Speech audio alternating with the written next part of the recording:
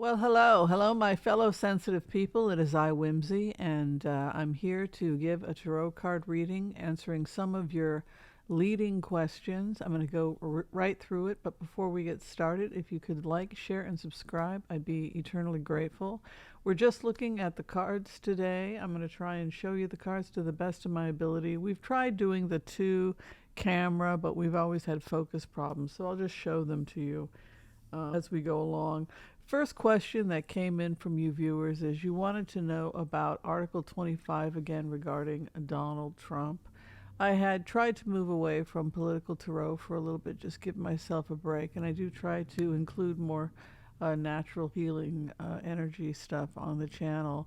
But I do find myself curious about some of this stuff, and for that reason, I am going to be doing a little bit more of the political. So I will answer that question because it does have a public health aspect to it, and so I think it's a legitimate question that it's not enough for us to take care of our health. We have to think about the health of those people who are in charge of us, the health of those people who are electing the people in charge of the CDC, for example, the health of the country, etc. So without further ado, we'll do that. Then we had questions about weather, any predictions for the weather coming up, and then there was one on the economy. So there you have it.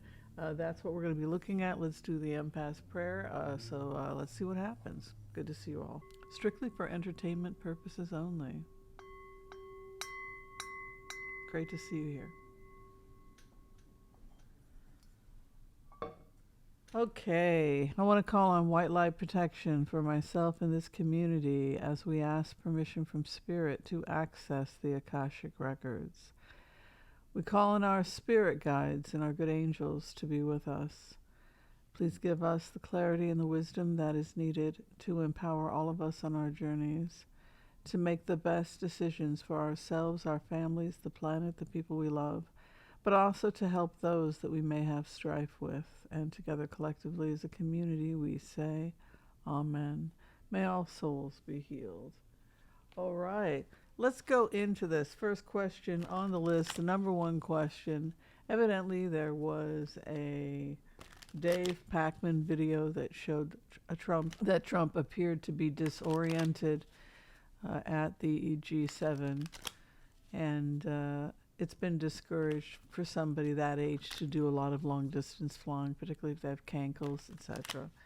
So, we could be generous and just say, look, he's getting older. Long distance flying gets to be more difficult the older we get. He could have had jet lag. All of that could be valid to explain why he was a little out of it, right? So we want to be fair, but let's take a look and see what we find here on Article 25 and Donald Trump and what happened in the G7, because I think it's curious, and I think it's unreasonable for us to expect a man that's 80 years old to be able to rebound like he did when he was 20. So whatever was going on, they say it takes him about a 2 to 3 day lag time. So from the time he comes back from the G7, it's going to take a little bit of time. He has death and transformation over his life and his career, but his karma card is Six of Swords, which could indicate a smooth sailing lay ahead.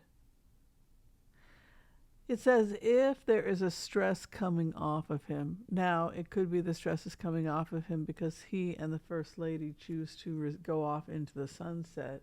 Death could be an end of his job. Right now, I am a little bit concerned about this individual. Regardless of who I would be asked to do this reading on, I would be concerned about this individual because the first house presents as the Seven of Cups.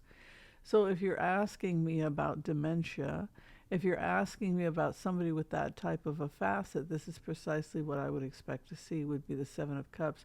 It's that person who's all over the place. Pipe dreams, literally all over the place, living in an alternate reality. And that is where he's at right now. His crossing card is the Hierophant. This is something very interesting that I want to hone in on, and I want people watching this channel to hear very, very clearly. Based on the remotes and the information that I have coming in, the Epstein material had a far worse effect on Trump's rating with evangelicals than is publicly known at this time. It was devastating. The idea that he could be involved in human trafficking, the stuff that came out about Sasha Barros, Sasha Riley Barros, right? So all of that stuff started to come out, and what has started to emerge in the remotes is that there is this growing animosity against Trump where the church is taking him out. He is having a direct issue with the church. What's interesting is that the church is his crossing, or the Hierophant, or the higher ethos. I am predicting an open war between evangelicals and Trump in the near future, that they will split from this president for a number of interesting reasons. It's interesting, the Ashley St. Clair, I believe that's her name, interview with Don Lemons, a former partner of Elon Musk. She was MAGA, now she's become a Democrat. She took the red pill, evidently. But she speaks very openly about how elections can be manipulated, and how can we protect our elections, etc. So some pretty scary stuff. But going back to what I see with this individual is loss of intellect, loss of mind, and a war with the church. The church is out to take this guy out. Moving on and sitting in a place of the Five of Swords. I'm predicting that Turning Point and the church are like a cult. Like Ashley St. Clair was part of that, and she said that she got involved with that, and it was like a cult. And when you're in a cult, you don't know you're in a cult. But it preys on young people at universities and draws them in like a cult.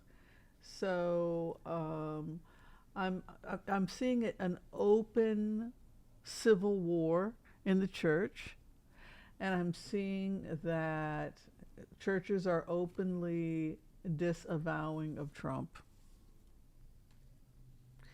And I'm seeing that it is a source of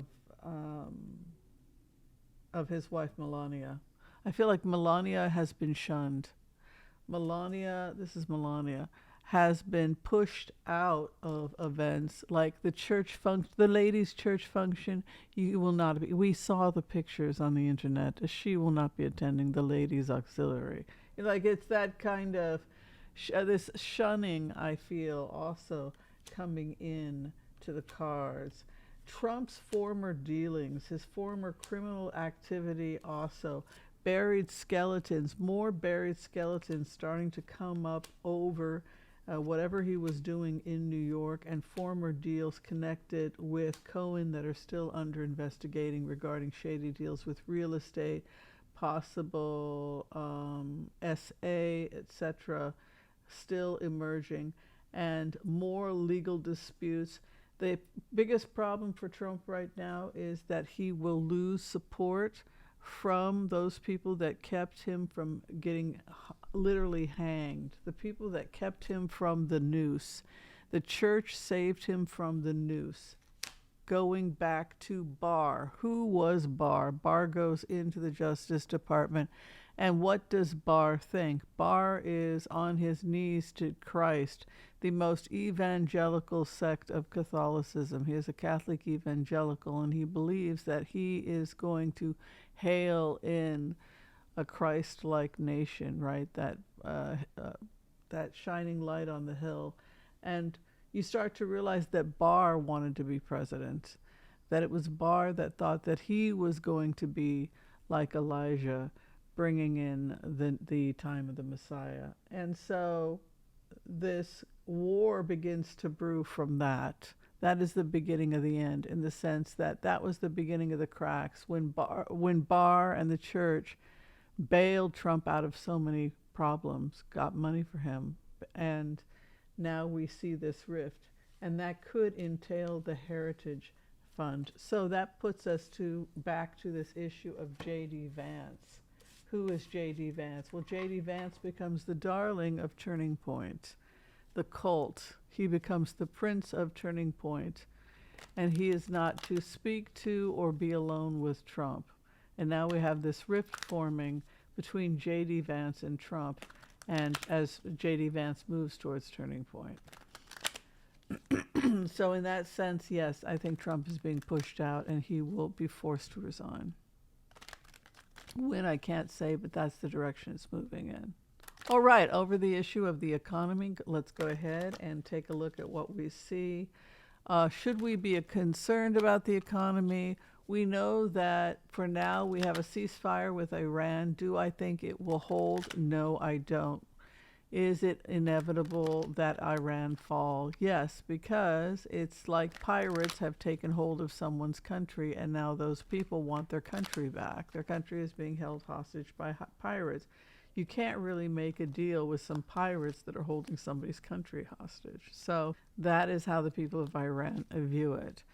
For that reason, we're going to continue to have supply chain problems, and I think that's going to have a direct impact on the economy. There really is no way to get out of this other than the fall of Iran, of Iranian leadership. Expect big global market shifts in the coming month. Expect for things to be really up and down. You have this strong, aggressive market, but you also have the tower. So it's like the market is up, the market is down. I see a lot of volatility in the market in the coming months. Hold is the best. If you've got strong investments, just hold. And, you know, if you want to be mostly liquid, that's fine. Keep a lot of cash on hand. If you're worried about your overall investments. I know one of the big issues people keep coming up with is to stay or leave. Right now, I think I'm just staying in the good old US of A. I think there's plenty of cheap places to live. We don't have to leave our country. I think that countries go through poor times, they go through good times, they go through corrupt times. I mean, you look at Italy, everybody loves Italy. Have you really looked at Italian history? I mean, talk about corrupt politics, right? So everywhere we go, there's no greener pastures, but we can grow green pastures in our own backyard. We can make our own home a beautiful place. And so for now, people being advised that hunker down, live simply, and help one another. The spiritual lesson here for us is to help rebuild, help one another to build. Some of you may feel that, excuse me, it is time to leave the country, but it's not necessarily the case for everyone. And continue to hone your skills. It will serve you well. The economy will start to improve sometime at the end of the summer. We will start to see an increase in jobs. And I don't know why it's coming out like that, but it is coming out that we are seeing more jobs coming in for the summer. Overall, life, there's a couple spiritual lessons here. I think the one is that if we can afford to, you know, if you've got an online job or an online business and can afford to move to a small town, that's a great way to save money and get back to the garden, you know, and this too shall pass. Okay, so regarding crazy weather patterns that were coming up, people had been concerned about crazy weather. Evidently, there were some floods possibly that were going to be hitting parts of Texas, and other areas were under wind advisory and tornado advisories. This is something that happens every year, and we just have to pray that everybody stays safe. So let's go ahead and take a look at that. Yeah, so expect heavy winds, storms, rain, electrical storms, power outages in many parts of the country are coming. You can see that tower moving in as the karma card. Also concerned, I've been picking up a risk for domestic terror So to everybody be on the alert for that. Like we're at increased risk for terror alerts. You know, I've also I've had concerns about Putin as well, that he is so desperate that he could do something crazy. Um, but for the most part, I do see heavy storms. This looks to me like heavy storms I'm picking up. Heavy rains, winds, and storms could be coming in that could result in rising waters and flooding here, and also here for electrical storms and implosions. And also this was during 9/11 I got the tower. So tower I often see as terrorist attacks when buildings explode or an attack, but it can also be electrical storms, this sort of thing. The Seven of Wands moving in can be when the river is rising, so we could see flooding, heavy winds, rising risk of terror attacks.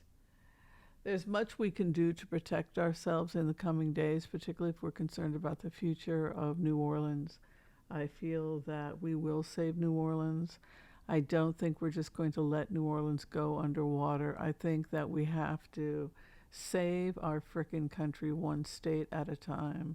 And I see the Five of Swords moving into 8th position, and that is to take the weapons of war away from our enemies. If there's a global crisis, if Florida's in trouble because of global warming, if parts of the Texas Panhandle or you know, are at risk, or parts of Louisiana, then it is our our country is in trouble, and we have to think in terms of the collective. And that's exactly what I see happening here, because you have this rising water and then taking control of the enemy or the situation.